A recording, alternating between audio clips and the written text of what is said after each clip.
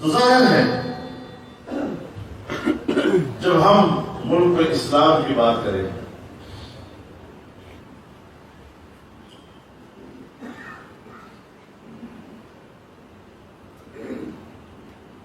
تو اجتماعی ذمہ داریاں سنبھالنا، جس کو آپ یا خلافت سے تعبیر کرتے ہیں یا امامت سے تعبیر کرتے ہیں،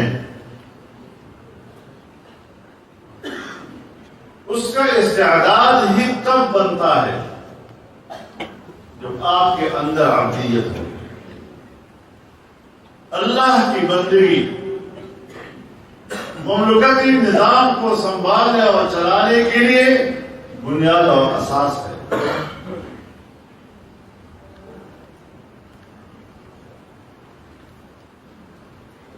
وما امروا الا ليعبدوا الله مخلصين له الدين حنفاء ويقيموا الصلاة ويؤتوا الزكاة وذلك دين القيم۔ تو دل کے اندر عبادت اور دل کے اندر دیانت، یہ اولین چیز ہے اور یہ ہر فرد کی ضرورت ہے۔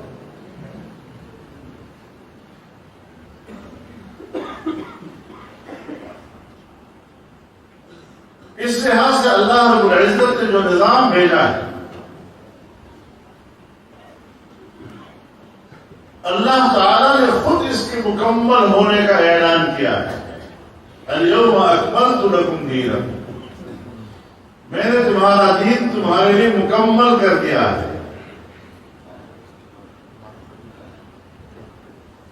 تعلیمات کے حوالے سے، احکامات کے حوالے سے، ہدایات کے حوالے سے، لائحہ عمل کے حوالے سے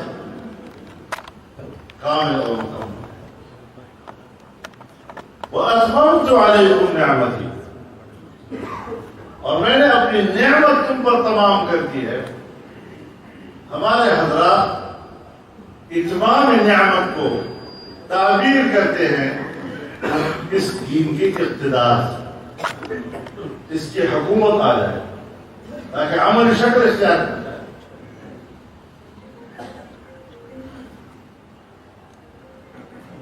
لیکن ظاہر ہے کہ عبادت، اس کے لیے تنہائی بھی چاہیے،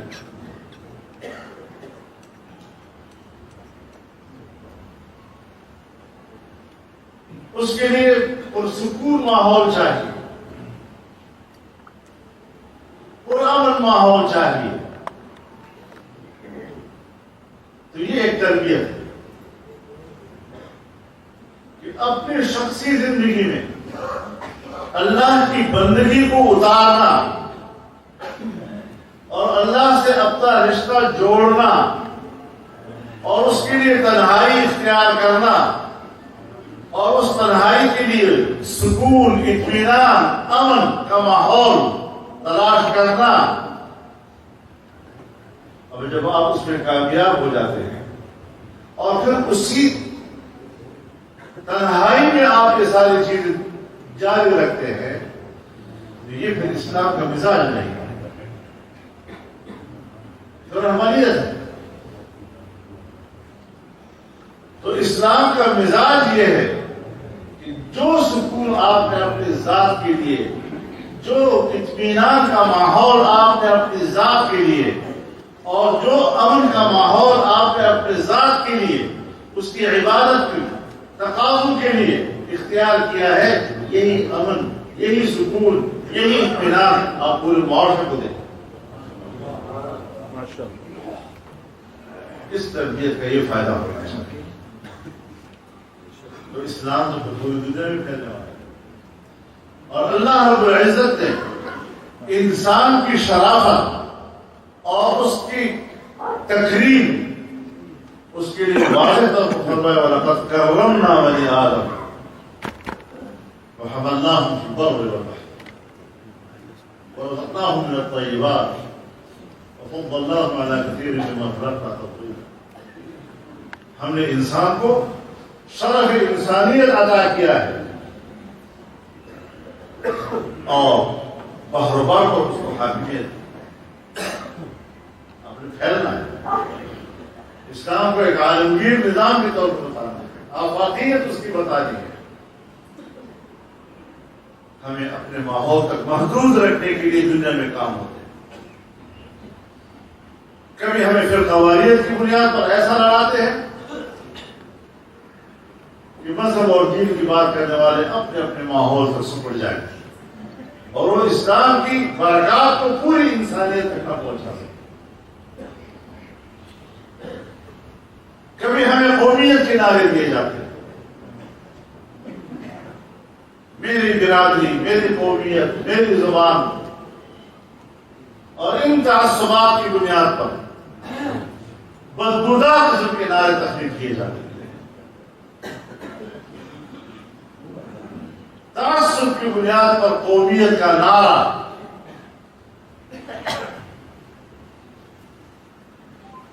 اس کا موجب کون ہے؟ نسل پر فخر کرنا اور نسل کی بنیاد پر خود کو بڑا ثابت کرنا، اس کی ابتدا تو ابلیس نے کی. خلقتنی من نار خلقتہ من طین، میں اس کو سجدہ کروں، یہ آگ سے پیدا کیا، یہ مٹی سے پیدا ہوا. نسلی تعصب کا آغاز تو اس شیطان نے کیا.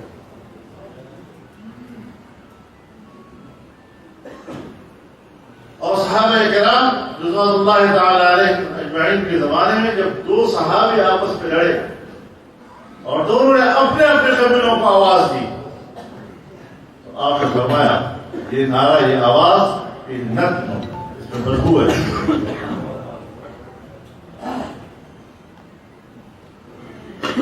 انسان کے لیے ہوتی ہے، ہر ایک معزز ہوتا ہے، لیکن برادری کی بنیاد پر دوسرے کو حقیر سمجھنا،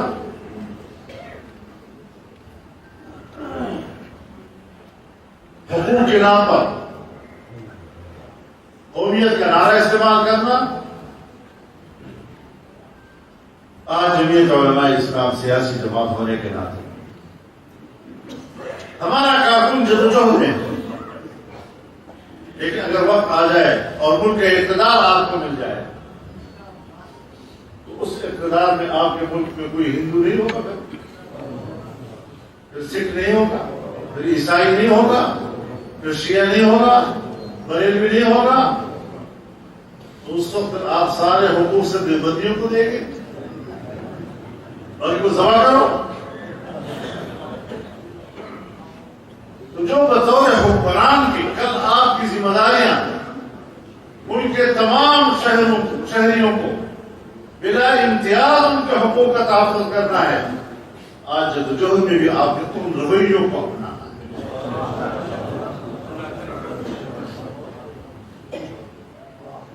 بات ہمیں رویے سے پہلے سے شروع کرنے پڑتے ہیں. مذہبی جماعتیں اور بھی ہیں، اسلام کی باتیں کرتے ہیں. ہمارے کچھ دوست ہیں، علمی لوگ ہیں، لیکن جب بھی دیکھو خلافت راشدہ تو میں نے ایک دفعہ ان سے کہا اللہ کے بندو، خلافت راشدہ کوئی زبان سے ذکر کرنے کا نام ہے، کوئی ہوا میں اٹکی ہوئی چیز کا نام ہے. وہ زمین کے اوپر باقاعدہ ایک عملی نظام ہے، اور اس عملی نظام کو آپ ایک دوسرے فریق کے خلاف استعمال کر رہے ہیں، لیکن خود اس کو نافذ کرنے کی ضرورت ہے. کیوں؟ تو اس لحاظ سے انسانی حقوق کا محافظ نظام، امن و آشتی کا نظام، جناب رسول اللہ صلی اللہ علیہ وسلم کو جو اللہ نے حکم دیا ان اتبع ملت ابراہیم حنیفا، کہ دین ابراہیمی کی پیروی کرنی ہے. اب دین ابراہیمی کی جب پیروی کا لفظ آتا ہے تو اس سے اس کی عالمگیریت کی طرف اشارہ ہے، کیونکہ حضرت ابراہیم علیہ السلام انی جاعلک للناس اماما، تو جس پیغمبر کے دین کی پیروی کا آپ کو حکم دیا جا رہا ہے وہ پیغمبر پوری انسانیت کے لیے امام تھا، اور جب پوری انسانیت کے لیے امام بن گیا تو وہ حضرت ابراہیم علیہ السلام جو توحید کی بات کرتا تھا، جو شرک کے خلاف لڑ رہا تھا، جو بتوں کے خلاف لڑ رہا تھا، لڑتے لڑتے آگ میں ڈالا گیا، تمام امتحانات سے گزر گیا، اب جب وہ امام بنائے گئے اب آپ کی گفتگو میں فرق کیوں آ رہا ہے؟ اس کے بعد آپ کہتے ہیں وَإِذْ قَالَ إِبْرَاهِيمُ رَبِّ اجْعَلْ هَٰذَا بَلَدًا آمِنًا وَارْزُقْ أَهْلَهُ مِنَ الثَّمَرَاتِ مَنْ آمَنَ مِنْهُمْ بِاللَّهِ وَالْيَوْمِ الْآخِرِ۔ اب آپ کو اس منصب کے نسبت سے یہی فکر لاحق ہوئی کہ میں اس انسانی آبادی کو امن کیسے دوں گا، اس کے انسانی حقوق کا تحفظ کیسے ہوگا، اور میں اس کو خوشحال معیشت کیسے دوں گا۔ لیکن آپ کی نظر میں صرف مومن من آمن منهم باللہ والیوم الآخر، لیکن دنیا کی زندگی میں اللہ نے فرمایا قال ومن کفر فأمتعه، جس نے کفر کیا اس کو جو بشر حق، آج اس بشر حق کا مالک امریکہ بنا اور کہتا ہے کہ بشری حقوق اور انسانی حقوق کے لیے کوئی جغرافیائی حدود نہیں ہوتے، اور اس کی جو جغرافیائی حدود نہیں ہوتے تو اس کے لیے وہ افغانستان میں اترتا ہے، کیوں؟ یہاں پر انسانی حقوق مارے جا رہے ہیں۔ اسلام کی بات کرنا ضرور ہے، اس کو تنگرہ کہا جاتا ہے، اس کو شدت پسند کہا جاتا ہے، تو میں نے ان سے کہا کہ اچھا وہ جو تم نے گوانٹانامو میں بھی کیا وہ کون سی انسانی حقوق کی ضرورت ہے؟ جب تم نے کہا کہ یہ قیدی جنیوا کنونشن کے منشور کے مطابق قیدیوں کے زمرے میں بھی نہیں آتے، اور وہ سمندر میں تمہارے بحری بیڑے، ان کے اندر جو انسانوں کے ساتھ ہوا، بگرام جیل کے عقوبت خانوں میں ابھی بھی دیواروں کے اوپر خون کے دھبے لگے ہوئے ہیں، جو 20 سال تم نے مجھے بتا دی، شبرغان جیل میں اور میدان میں تو کیا کیا کچھ نہیں کیا، بمباریاں، ڈرونز، یہ وہ سب کچھ، اور نتیجہ یہ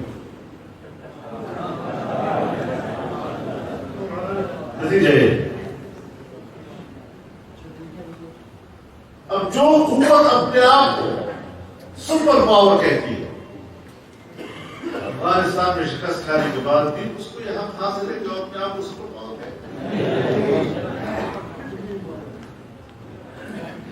ایک تو اپنی قوم کی دماغوں سے، اپنی بیوروکریسی کی دماغوں سے، اپنی اسٹیبلشمنٹ کی دماغوں سے امریکہ کی اس روح کو اتارنا ہے، یہ بھی آپ کی ذمہ داری۔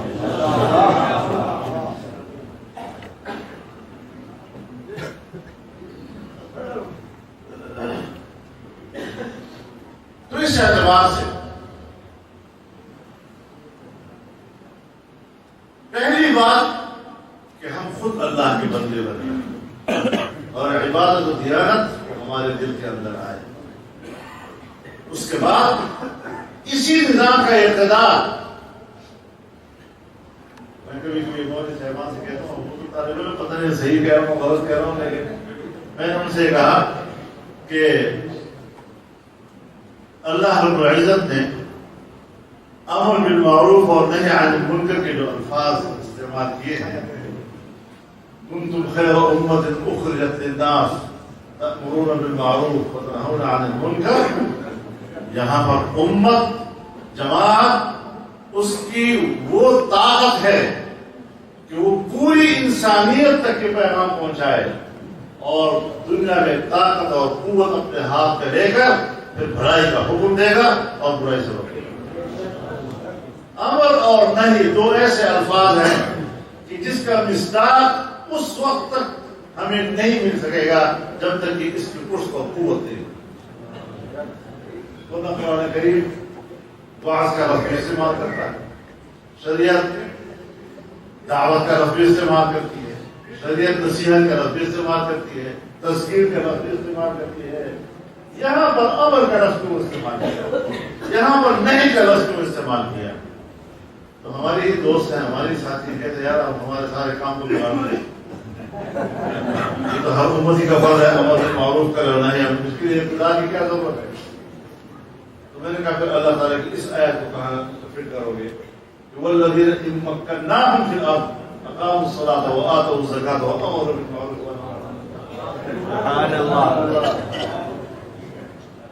تو وہاں تو وہ لوگ جن کو ہم نے روئے زمین پہ اقتدار دیا اور پھر انہوں نے نماز قائم کی اور انہوں نے زکات دی اور انہوں نے امر بالمعروف کیا اور نہی.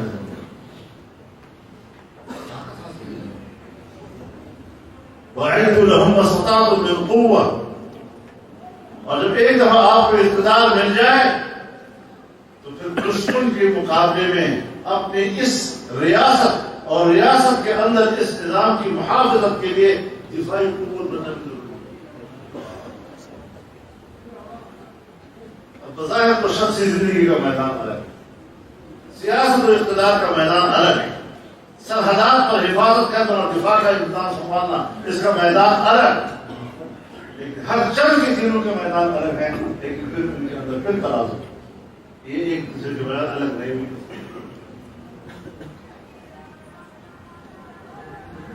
تو اس اعتبار سے ہمیں جو اپنے اکابرین نے رہنمائی آتا ہے اس کو مضبوطی سے پکڑ ہمیں اپنے اکابر نے جمعیت علماء کے مؤسسین نے دو چیزیں دی، ایک جماعتی نظریہ اور ایک ہے اس جماعت کا کام کرنے کا رویہ. یہ دونوں ہمارے رویے میں بھی اگر بے اعتدالی آ گئی اور افراد و تفرید کا شکار ہو گئے، افراد بھی نقص ہے تفرید بھی نقص ہے، کمال اعتدال. تو اس نہج پر ہمیں اپنے معاملات آگے بڑھانے جتنا جتنا ہم محنت کرتے ہیں ظاہر نہیں ہوتا. ان الذين امنوا وعملوا الصالحات انا لا نضيع اجر من احسن عملا.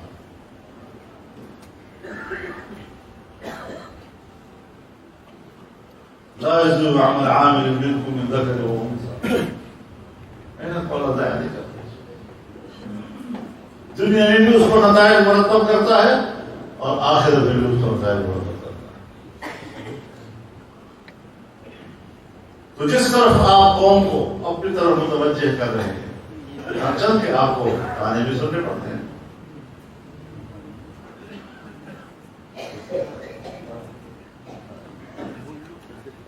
یہ بھی کہا جاتا ہے مولوی صاحب کیا جاتا ہے، حالانکہ پہلی بات یہ کہ آپ خارجہ پالیسی بین الاقوامی تعلقات اس کے لیے کوئی پالیسی نہیں بنا سکتے جب تک کہ آپ معاشی لحاظ، جب تک آپ دنیا کے مفادات کو اپنے ساتھ وابستہ نہیں کرتے آپ اچھی بنا ہی نہیں سکتے. ایک زمانہ تھا انڈیا میں بی جے پی کا اور آج بھی وہاں پر بی جے پی کیا ہوا. اس زمانے میں بی جے پی کا وزیر اعظم بس میں آتا ہے لاہور اور مینار پاکستان پر کھڑے ہو کر پاکستان کی حقیقت کو تسلیم کرتا ہے اور کہتے ہیں پڑوسی تبدیل نہیں کیا، ہم پڑوسی کیوں آئے؟ وہ آپ کے ساتھ تجارت کرنا چاہتا ہے، آپ کی معیشت بہتر کرنا، پیاز آلو ٹماٹر کی تجارت کرنا چاہتا ہے. اور آج کہتا ہے میرا اسکول نہیں سنتا. کیوں سنے بھائی؟ ایک تو دنیا کے نظر میں تم عوام کے نمائندے نہیں ہو، دوسرا نہ آؤ ملک کی معیشت تباہ کر دی، کنگال کے ساتھ کیوں کرتے ہو؟ بھی مانگو کوئی بھی مل جائے تھوڑا سا بھی تو آپ بتائیں کہ جہاں جس ملک کے اندر معاشی پالیسی نہ ہو اور ہر 4 مہینے کے بعد ایک ملی بجٹ پیش ہوتا ہو ٹیکس وصول کرنے کے لیے، ورنہ پھر تنخواہیں نہیں ہیں آپ کے پاس. اس وقت پاکستان کے بینکوں میں زر مبادلہ کے جو ذخائر موجود ہیں، ریزرو، 100% قرضوں کے پیسے، 100% اپنی آمدن نہیں.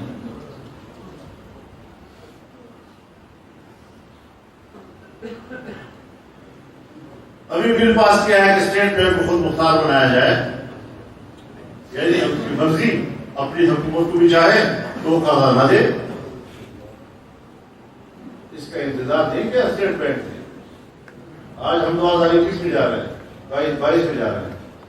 جولائی 2019 سے اب تک ہمارے ملک کے اسٹیٹ بینک نے اس حکومت کو 1 روپیہ قرضہ بھی نہیں دیا.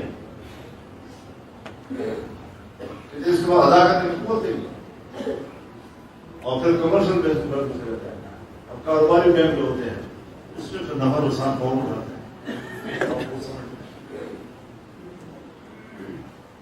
اور ہمیں دے رہے ہیں اب قومی سلامتی پالیسی، نیشنل سیکورٹی پالیسی. اب نیشنل سیکورٹی پالیسی آج دینا، اس کا معنی یہ ہے کہ 74 سال ہم نے بغیر سیکورٹی پالیسی یا یہ کہ پہلے ایک پالیسی تھی اور آپ نئی پالیسی دے رہے ہیں، تو پھر ان کی خامیاں تو بتاؤ. وہ پالیسی کیا تھی اور اب دوبارہ کیا ضرورت پڑ گئی؟ ایسی بڑی بات کر دینا تاکہ لوگ متوجہ ہو جائے کہ شاید کچھ بہتری آنے والی. کون سی سیکورٹی پالیسی؟ پاکستان کی وہ سیکورٹی پالیسی کہ جنرل ایوب خان نے ہمارے 3 دریا بیچ دیے تھے. پاکستان کی وہ خارجہ پالیسی جس کے نتیجے میں پاکستان کو نقص ہو گیا تھا. پاکستان کی وہ سیکورٹی پالیسی جس کے نتیجے میں ضیاء الحق کے زمانے میں سیاچین کے حوالے ہو گیا تھا. پاکستان کی وہ سیکورٹی پالیسی کہ جہاں کارگل میں ہم نے کارگل انڈیا کے حوالے کر دیا تھا.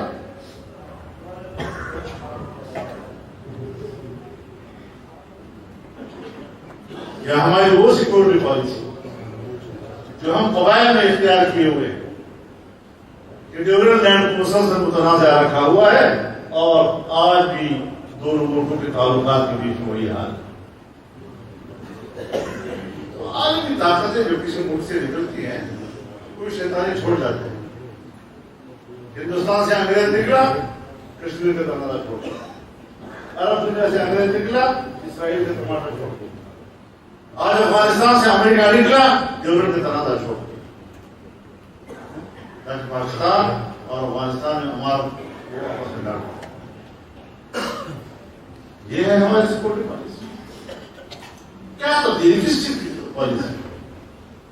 جب تک آپ کی معیشت مضبوط نہیں، نہ آپ مؤثر خارجہ پالیسی بنا سکتے ہیں، اور تنہائی کشمیر کے اوپر تنہائی اور تنہائی یہاں تک کہ ہم نے ظلم کا حال ہے.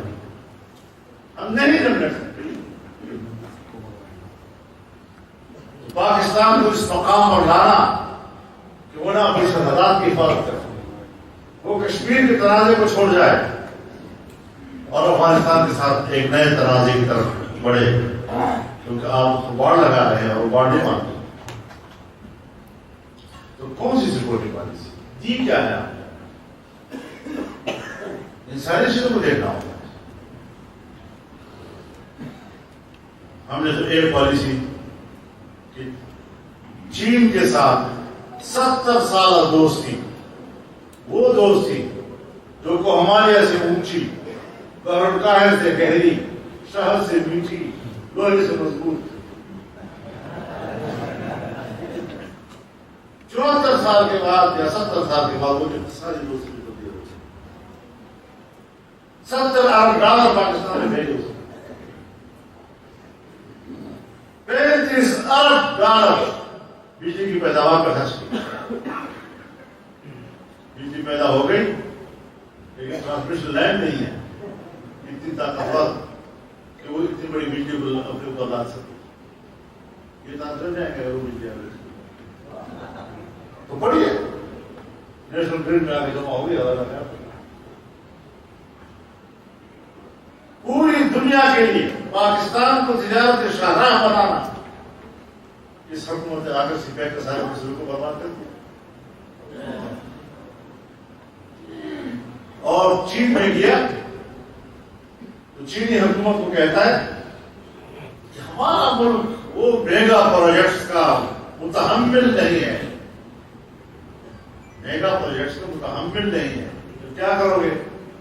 मीडियम लेवल और मैक्रो लेवल की तिजारत। मेरे जैसा एक अनपढ़ वो भी इतना तो जानता है कि मैक्रो लेवल की छोटे मोटे कारोबार पब्लिक टू पब्लिक होते हैं। आम आदमी खुद एक दूसरे के साथ सौदा करता है।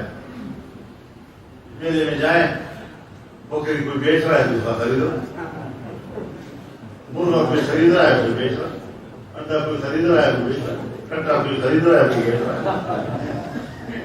जमीन का कोई छोटा सा टुकड़ा है, प्लाट है, वो आप आपस में जाकर एक खरीद देता है, बेच देता है।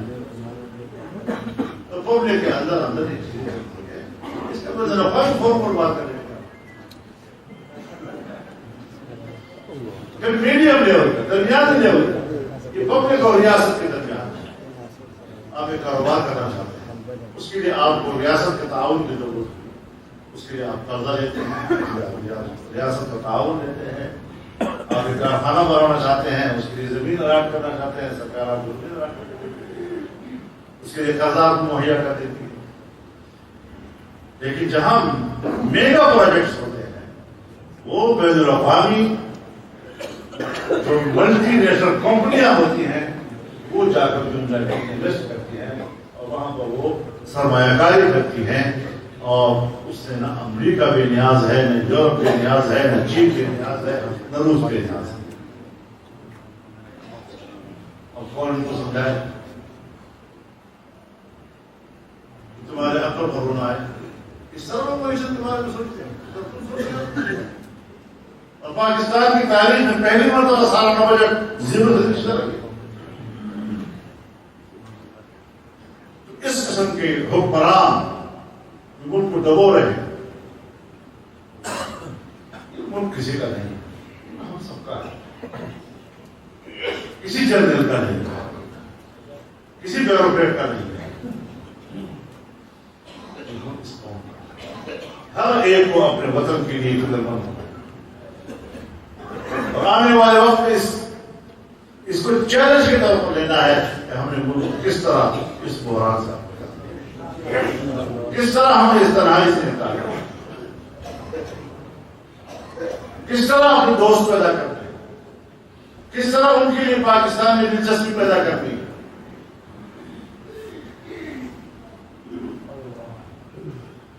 ये वो चीजें होती हैं कि हमें दुनिया में अगर चलना है तो हमें दुनिया में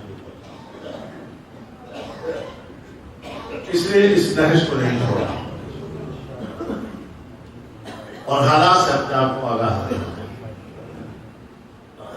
आम आदमी को भी यही बताना है। अब आम वोटर को क्या चाहिए?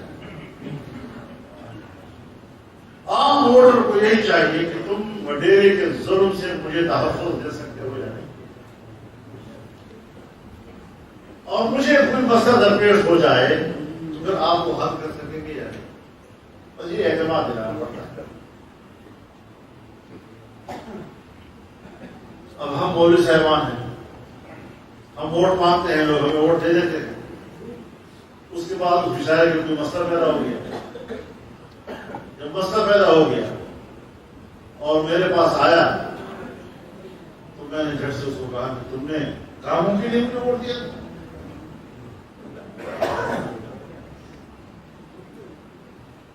जवाब ना काम तो तुमने इस्लाम के लिए वोट दिया था, काम के लिए वोट दिया।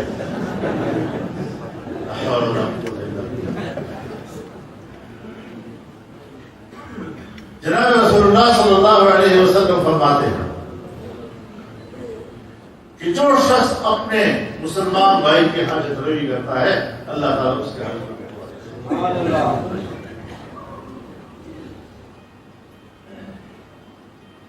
فرماتے ہیں ان للہ خلقا خلقهم لحوائج الناس.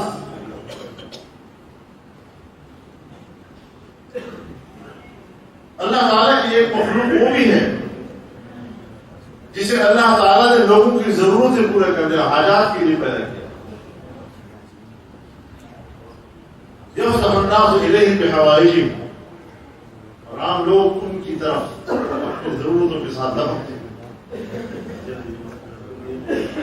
یہ پرابلم ہے. ایسے لوگوں کے لیے، اس جماعت کے لیے جو اللہ نے یہ توفیق بخشی ہے، ان کو دنیا میں بشارت دیتے ہیں ہم الآمنون یوم القیامہ. حرکت اتنا بڑا سوال ہے. اذا اراد اللہ بعبده خیرا یصرف حوائج الناس الیہ یا یصرف حوائج الناس الیہ. اللہ تعالیٰ جس بندے کے ساتھ خیر کا ارادہ فرماتے ہیں، لوگوں کی ضرورت اس پر متوجہ کرتے ہیں. وہ عام آدمی کی، غریب مسکین بیچارہ، اس کے لیے نکلا. تو جماعتوں کو ہر جگہ اتنا طاقتور بناؤ کہ عام آدمی سمجھے کہ بھائی اب مجھے کوئی وڈیرا کوئی بڑا بڑا پیڑ مجھ پر ضرور نہیں کر سکتا، میرا حق نہیں چھین سکتا. پتا پھر ہم کھڑے ہیں. اس ماحول کو بنانا اور عام آدمی کی حمایت و تائید کو حاصل کرنا، اس کو جماعت میں لانا. جماعت میں جو آتا ہے اس کو لو. لوگ عجیب لوگ ہیں، یہ مفاد پرست لوگ ہیں، یہ جماعت میں آ رہے ہیں، پتہ نہیں کل ہوں گے یا نہیں ہوں گے. اس سے آپ کو کیا تھا؟ ہوتا ہے یا نہیں ہوتا؟ اللہ استقامت ہے اس کو. اور نہیں یہ جماعت چھوڑنا صرف نئے لوگوں کے آنے کے ساتھ خاص ہے. یہ نئے سرمایہ دار جمعیت کیا گئے تو کل نہیں ہوں گے. وہ جو آپ کے پکے نظریاتی علماء کرام تھے وہ آپ کو چھوڑ کر نہیں گئے. یہ بھی بات ہے.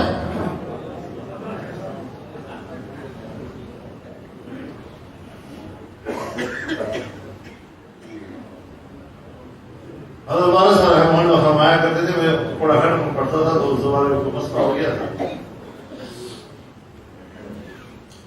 تو فرمایا کہ فرعون کے جادوگر جب حضرت موسیٰ علیہ السلام کے مقابلے میں ہار گئے تو فوراً ایمان لے گئے اور گھنٹے 2 گھنٹے کا ایمان ہوگا. فرعون نے کہا میری اجازت کے بغیر اڑ جگہ کاٹ دوں، ہاتھ پیر کاٹ دوں.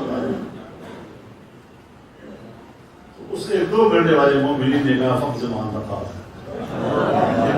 حاضر ہے دنیا کی زندگی کو فیصلہ کر سکتے، جاؤ اپنا کام کرو، جو کچھ کر سکتا ہوں ایمان لے لیتے ہیں.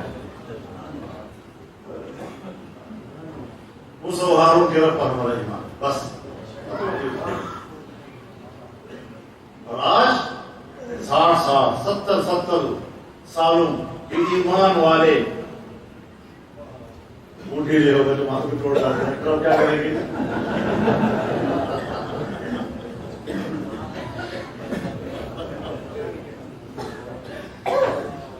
یہ فیصلہ آپ کا ہم نے دیکھا. آپ نے اپنا کردار پیش کرنا ہے، متاثر کرنا، آپ نے اپنے منشور سے اس کو آگاہ کرنا. اور ایک شخص آ گیا، چلو مفاد کی وجہ سے آیا، اس کو جماعت میں اس طرح رکھو کہ جب اسی کے خاندان میں نئی نسل آئے اور نئی نسل اس کے خاندان میں عام کھولے تو وہاں جمعیت کی جھنڈے بھی نظر آئے، جمعیت کے اشتہار بھی نظر آئے، جمعیت کے بینر بھی نظر آئے۔ پھر آپ دیکھیں کہ اسی کے خاندان سے لوگ کہیں گے کہ نہیں ہم پیدائشی جمعیت کے ہیں، کہ آپ اور ہم جمعیت میں ہیں اور ہم کہتے ہیں ہم پیدائشی جمعیت، تو ہمارے بھی آنے کا ایک دن تھا، ہمارا بھی جمعیت میں آنے کا ایک پہلا دن تھا۔ تو آپ کو عزت دے، ان کی محبت دے۔ عجیب صورتحال یہ ہوتی ہے کہ جو جمعیت میں نیا آدمی آتا ہے، حضرت یہ علاقے کا بڑا سردار ہے، بڑا مضبوط آدمی ہے، بڑا قبیلہ ہے اس کا، بڑا مؤثر انسان ہے، جماعت کرا رہا ہے، ماشاء اللہ۔ اور پھر ہم اس کو ہار بھی پہناتے ہیں اور جمعیت کے مفلوج بھی پہناتے ہیں، جمعیت کے ٹوپیاں بھی پہناتے ہیں۔